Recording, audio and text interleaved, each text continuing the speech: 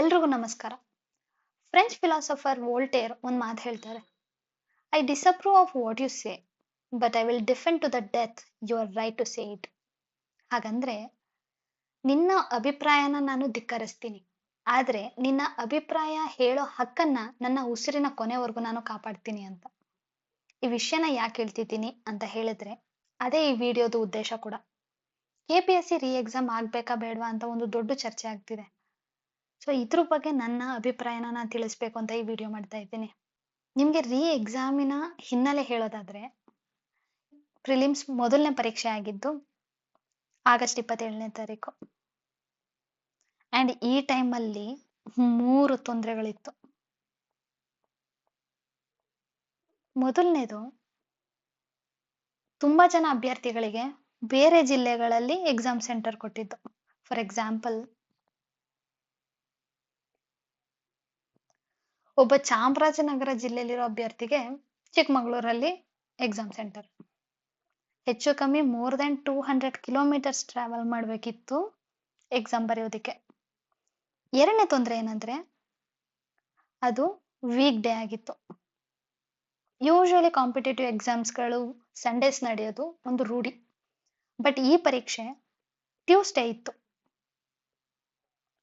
ಈ ಎರಡೂ ಬ್ಯಾರಿಯರ್ನ ದಾಟಿ ಪರೀಕ್ಷೆ ಬರ್ದಿರೋ ಅಂತಹ ವಿದ್ಯಾರ್ಥಿಗಳಿಗೆ ಅವತ್ತು ಶಾಕ್ ಏನಿತ್ತಂದ್ರೆ, ಟ್ರಾನ್ಸ್ಲೇಷನ್ ಇಶ್ಯೂಸ್.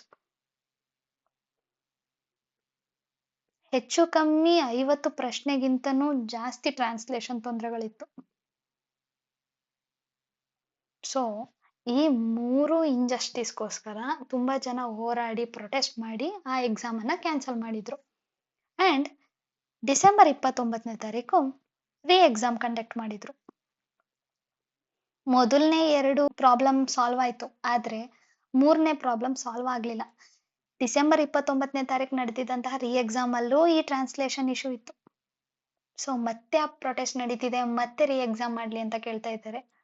ಸೊ ಇದ್ರ ಬಗ್ಗೆ ಒಂದಷ್ಟು ವಿಚಾರಗಳನ್ನ ನಾನು ಹೇಳ್ಬೇಕು ಅನ್ಕೊಂತೀನಿ. ರೀ ಎಕ್ಸಾಮ್ ಬೇಕು ಬೇಡ ಅನ್ನೋದಕ್ಕಿಂತ ಮುಂಚೆ, ರೀ ಎಕ್ಸಾಮ್ ಯಾಕೆ ಬೇಕು ಅಥವಾ ಯಾಕೆ ಬೇಡ ಅನ್ನೋದ್ರ ಬಗ್ಗೆ ನಾವು ತಿಳ್ಕೊಳ್ಳೋಣ.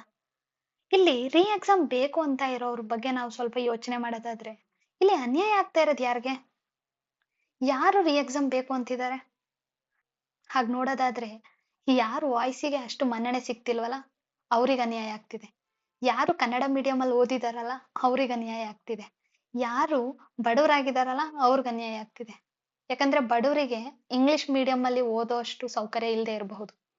ಯಾರು ರೂರಲ್ ಬ್ಯಾಕ್ ಗ್ರೌಂಡ್ ಅಲ್ಲಿ ಇದಾರಲ್ಲ ಅವ್ರಿಗೆ ಅನ್ಯಾಯ ಆಗ್ತಾ ಇದೆ. ಹಾಗೆ ನೋಡೋದಿದ್ರೆ ನಾವು ಯೋಚನೆ ಮಾಡ್ಬೇಕಾಗಿರೋದು, ಇಲ್ಲಿ Kannada medium versus English medium ಅನ್ನೋದ್ರ ಬಗ್ಗೆ ಅಲ್ಲ ಚರ್ಚೆ. ಜಾಸ್ತಿ ಮಾರ್ಕ್ಸ್ ವರ್ಸಸ್ ಕಡಿಮೆ ಮಾರ್ಕ್ಸ್ ಅನ್ನೋದು ಅಲ್ಲ. ಈ ಸರಿ ನಂದು ಕಡಿಮೆ ಮಾರ್ಕ್ಸ್ ಬಂದಿದೆ ಅದಕ್ಕೆ ರೀ ಎಕ್ಸಾಮ್ ಮಾಡಿ ಹಾಗಲ್ಲ. ಅಥವಾ ಈ ಸರಿ ನಂದು ಜಾಸ್ತಿ ಮಾರ್ಕ್ಸ್ ಬಂದಿದೆ ರೀ ಎಕ್ಸಾಮ್ ಬೇಡ ಅಂತಾನೂ ಅಲ್ಲ. ಸೊ ಇಲ್ಲಿ ನಾವು ಯೋಚನೆ ಮಾಡ್ಬೇಕಾಗಿರೋದು, ಇಲ್ಲಿ ಧ್ವನಿ ಆಗದೆ ಇರೋರಿಗೆ ನಾವು ಧ್ವನಿ ಆಗ್ಬೇಕು. ಯಾಕಂದ್ರೆ ಒಬ್ಬ ಆಸ್ಪಿರೆಂಟಿಗೆ ಇನ್ನೊಬ್ಬ ಆಸ್ಪಿರೆಂಟ್ ಧ್ವನಿ ಆಗ್ಬೇಕು. ಇಲ್ಲಿ ನಾವು ಯೋಚನೆ ಮಾಡ್ಬೇಕಾಗಿರೋದು, ಇಲ್ಲಿ ಅನ್ಯಾಯ ಆಗ್ತಿರೋರ್ಗೆ ನಾವು ನ್ಯಾಯ ಕೊಡೋದ್ರ ಬಗ್ಗೆ. ತುಂಬಾ ಜನ ರೀ ಎಕ್ಸಾಮ್ ಬೇಡ ಬೇಡ ಅಂತ ಹೇಳ್ತಾರಲ್ವಾ. ಸರಿ ಆಯ್ತು, ನೀವ್ ಹೇಳಿದ್ದೆ ಸರಿ, ರೀ ಎಕ್ಸಾಮ್ ಬೇಡ. ಆದ್ರೆ ಇವತ್ತಿನ ಟ್ರಾನ್ಸ್ಲೇಷನ್ ಪ್ರಾಬ್ಲಮ್ ನಾಳೆ ಇನ್ನೊಂದ್ರ ರೀತಿಯಲ್ಲಿ ತೋರಿಸ್ಬೋದು, ಬೇರೆ ಪ್ರಾಬ್ಲಮ್ ಆಗಬಹುದು. ಬರೀ ಟ್ರಾನ್ಸ್ಲೇಷನ್ ಇಶ್ಯೂಸ್ ಅಂತ ಯಾಕೆ ಅನ್ಕೊಂತೀರಾ? ನಾಳೆ ಇದೇ ಕೀ ಆನ್ಸರ್ಸ್ ಅಲ್ಲಿ ರಿಫ್ಲೆಕ್ಟ್ ಆಗ್ಬೋದು, ಅಥವಾ ಇನ್ಯಾವುದೋ ಆಪ್ಟಿಟ್ಯೂಡ್ ಕ್ವೆಶನ್ಸ್ಗಳು ಟಫ್ ಆಗ್ಬೋದು, ಅಥವಾ ಮೇನ್ಸ್ ಪರೀಕ್ಷೆಲ್ ತೊಂದರೆ ಆಗ್ಬೋದು. ಸೊ ಅವಾಗ ನಿಮ್ಗೆ ಯಾರು ಸಾಥ್ ಕೊಡ್ತಾರೆ? ನೀವು ಇವತ್ತು ನಮಗ್ ಸಾಥ್ ಕೊಡದೇ ಇದ್ರೆ ನಾಳೆ ನಿಮ್ಗೆ ಯಾರು ಸಾಥ್ ಕೊಡ್ತಾರೆ ಅನ್ನೋದು ನನ್ನ ಪ್ರಶ್ನೆ. ಇನ್ನು ನನ್ನ ಅಭಿಪ್ರಾಯ ಹೇಳೋದಾದ್ರೆ, ರೀ ಎಕ್ಸಾಮ್ ಖಂಡಿತವಾಗ್ಲೂ ಆಗ್ಬೇಕು. ಯಾಕೆ ಗೊತ್ತಾ? ನಂದು ಆಗಸ್ಟ್ ಪರೀಕ್ಷೆಯಲ್ಲಿ 128 ಮಾರ್ಕ್ಸ್ ಬಂದಿತ್ತು. ಬಟ್ ಡಿಸೆಂಬರ್ ಅಲ್ಲಿ 158 ಮಾರ್ಕ್ಸ್. ಹೆಚ್ಚು ಕಮ್ಮಿ ನಂದು 30 ಮಾರ್ಕ್ಸ್ ಡಿಫರೆನ್ಸ್ ಇದೆ. ಹಾಗಂತ ಖಂಡಿತವಾಗ್ಲೂ ನಾನು ರೀ ಎಕ್ಸಾಮ್ ಬೇಡ ಅಂತ ಹೇಳಲ್ಲ. ರೀ ಎಕ್ಸಾಮ್ ಖಂಡಿತವಾಗ್ಲೂ ಬೇಕು. ಯಾಕೆ ಗೊತ್ತಾ? ನಾನು ಕೂಡ ಮೈಸೂರಿನ ಒಂದು ಹಿಂದುಳಿದ ತಾಲೂಕಿಂದನೇ ಬಂದಿರೋದು. ಅಂಡ್ ನಾನು ಕೂಡ ಕನ್ನಡ ಮಾಧ್ಯಮದಲ್ಲೇ ಓದಿರೋದು. ಆ ನೋವು ನನಗೆ ಗೊತ್ತಿದೆ. ಯಾಕೆ ಅಂದ್ರೆ, ಮಾರ್ಟಿನ್ ಲೂಥರ್ ಕಿಂಗ್ ಒಂದ್ ಮಾತಿದೆ, injustice anywhere is a threat to justice everywhere ಅಂತ. ಇದು ನನ್ನ ಫೇವ್ರೆಟ್ ಮಾತು. ಸೊ ಅದಕ್ಕೋಸ್ಕರ ನಾನು ಖಂಡಿತವಾಗ್ಲೂ ಅನ್ಯಾಯ ಅನ್ನೋದು ಚಿಕ್ಕದು ದೊಡ್ಡದು ಅಂತಲ್ಲ. ಅನ್ಯಾಯ ಅನ್ಯಾಯನೇ. ಸೊ ಅದಕ್ಕೆ ಅದ್ರ ವಿರುದ್ಧವಾಗಿ ನಾನು ಖಂಡಿತವಾಗ್ಲೂ ಧ್ವನಿ ಎತ್ತುತ್ತೀನಿ. ಆದ್ರೆ ಒಂದಷ್ಟು ಯೋಚನೆಗಳು, ಆತಂಕಗಳು ನನ್ಗೂ ಇದೆ. ನನ್ನ ಆತಂಕ ಏನಂದ್ರೆ, ಸರಿ ಆಯ್ತು, ನಾವು ರೀ ಎಕ್ಸಾಮ್ ಮಾಡ್ತಾ ಇದ್ದೀವಿ. ಹಾಗಂತ ಈ ಟ್ರಾನ್ಸ್ಲೇಷನ್ ಇಶ್ಯೂಸ್ ನಮ್ಮ ನೆಕ್ಸ್ಟ್ ರೀ ಎಕ್ಸಾಮ್ ಅಲ್ಲೂ ರಿಫ್ಲೆಕ್ಟ್ ಆಗಲ್ಲ ಅನ್ನೋದಕ್ಕೆ ಏನ್ ಗ್ಯಾರಂಟಿ? ನಮ್ ದುರಾದೃಷ್ಟ ಏನ್ ಗೊತ್ತಾ? 2024ರಲ್ಲಿ ಹೆಚ್ಚು ಕಮ್ಮಿ UPSC ಮತ್ತೆ KPSC ಒಟ್ಟಿಗೆ ನೋಟಿಫಿಕೇಶನ್ ಬಿಡ್ತು. UPSC ನೋಡಿ, ಪ್ರಿಲಿಮ್ಸ್ ಪರೀಕ್ಷೆ ಆಯ್ತು, ಅದ್ರ ರಿಸಲ್ಟ್ ಬಂತು, ಮೇನ್ಸ್ ಪರೀಕ್ಷೆ ಆಯ್ತು, ಅದ್ರ ರಿಸಲ್ಟ್ ಬಂತು, ಈಗ ಪರ್ಸನಾಲಿಟಿ ಟೆಸ್ಟ್ ಮಾಡ್ತಾ ಇದ್ದಾರೆ.